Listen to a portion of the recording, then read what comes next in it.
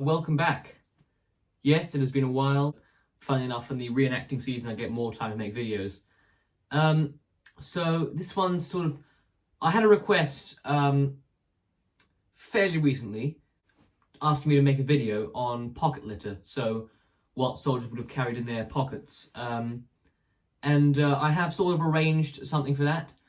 So that's what I'm going to cover in this video. Yeah, nothing else to say. I hope you enjoy the video. So here is one of my display shelves. This one sort of mainly focused around pocket litter, so this kind of gives you the rough idea of what they would have carried in their pockets.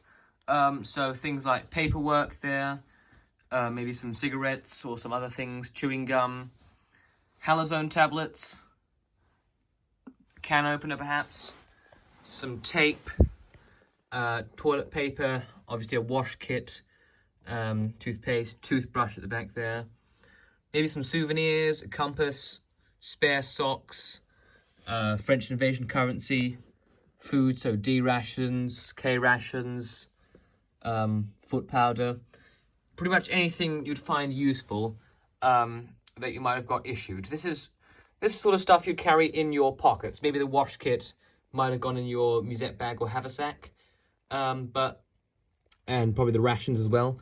But the rest of it, mostly stuff that goes in your pockets.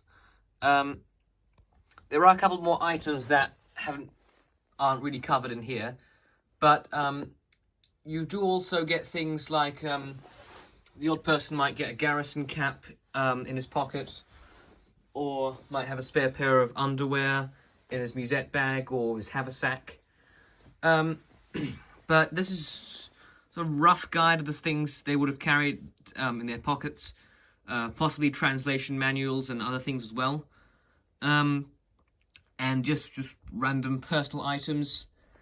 In a haversack or a musette bag, you might carry a raincoat, perhaps a shelter half, depending on what role you are. This is just basic infantryman, so I'm going over there, and I'll go through some special items later on. So that's sort of pocket items. Obviously you might have a bit more of souvenirs or some more food or something, but this is just a rough representation of some things you might have. Then you will also have a first aid kit of some sort. So if you're an infantryman, you'll have the standard M1924 or M1942 first aid pouch.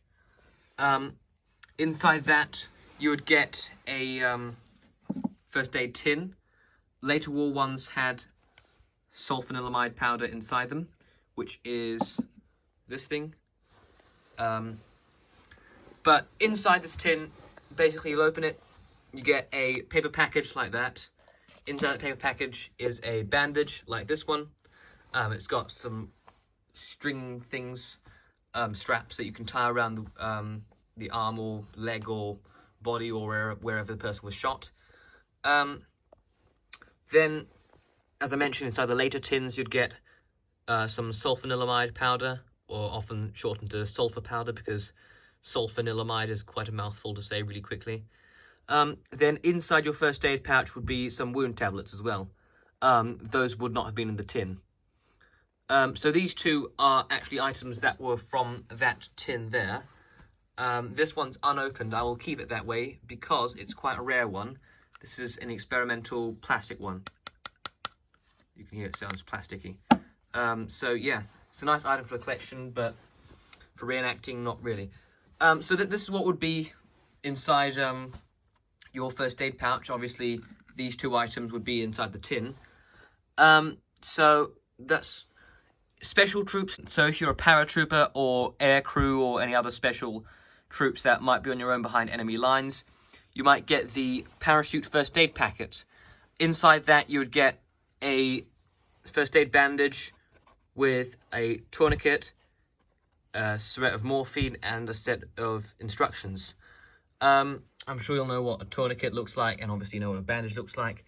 Inside that box would be a syringe of morphine, so one of those things. And essentially you just take the little lid off. It's a mixture between an ointment tube and a needle. That's a painkiller. Those usually issued to medics, but if you're a paratrooper or air crew, which requires you going probably without a medic somewhere, you'll probably need that. Then you have the Jungle First Aid Kit, which was issued to Marines and infantrymen fighting in the Pacific and other jungle areas. I haven't got a complete set because they're rather hard to find. But what you would get is a cardboard box, which is the latest style. Those would also have replaced these tins and gone in the first aid pouch. So it's the latest style bandage. Instead of getting the white bandage inside, you open it up and inside will be a black, sort of, this one's empty, but it will be like a black baking paper kind of thing with the US, whatever's written on this thing. Yeah, that. Insect repellent, that would have gone in there. It's a nice sealed original bottle. And then some adhesive bandages. We just call them plasters nowadays. You'll get other things as well that aren't on here. Iodine swabs, perhaps a snake bite kit. The halazone tablets would have also been in there. These are for water purification. So that's first aid kit stuff. You also get ration items. This shelf's sort of being rearranged, my whole collection is being rearranged at the moment. So parts of it are a bit messy. But you'd also get your rations, which inside a ration here, my representation is a dinner unit. I'm still trying to get stuff together for it. But basically you get a can of food, a stick of chewing gum, a thing of cigarettes, oh, no, those were supper. Yeah, you would only get toilet paper if it was a supper unit. Matches only in the dinner unit. That's a later war chewing gum. Dinner unit, you'd get either 4 of these sugar cubes or a box of granulated sugar. I think 23 grams off the top of my head, I can't remember.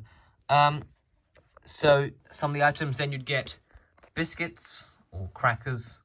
Having trouble finding the right ones, so for now I'm just using shortbread. And you get 2 of those in your dinner ration. So 2 of those, or you might get a square crackers instead. Just depends what production run. Then you'd have some sort of confectionery, which I haven't got at the moment.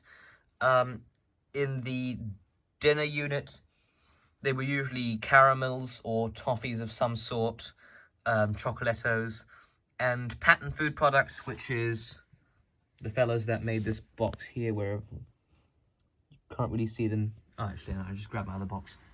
Here we are. Pattern food products. They did a run with charms as their confectionery, and I'm sure you all know what charms are, and probably heard the rumours about them as well. Then, beverage powder. Soluble coffee is breakfast. Dinner, you would have had a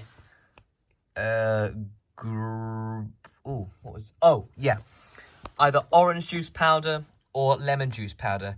Now, the lemon juice powder wasn't liked by the infantrymen or the US soldiers, so they changed it to grape, which is a strange choice.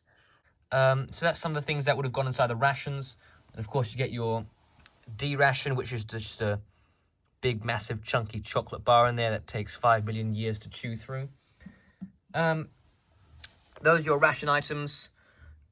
Obviously, you might have some broken down bits from the ration, like chewing gum. It's just lying around your pockets. But yeah, that's what would have been in your pockets, in your rations, in your pockets.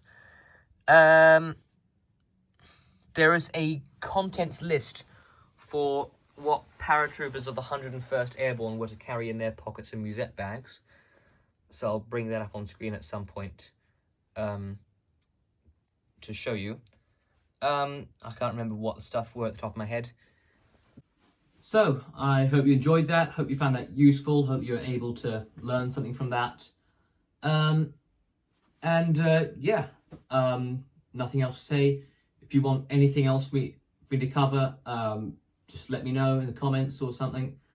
But if you want any more information about items like uniforms or Class A jackets or anything else, let me know, and I'll see if I can make it for you.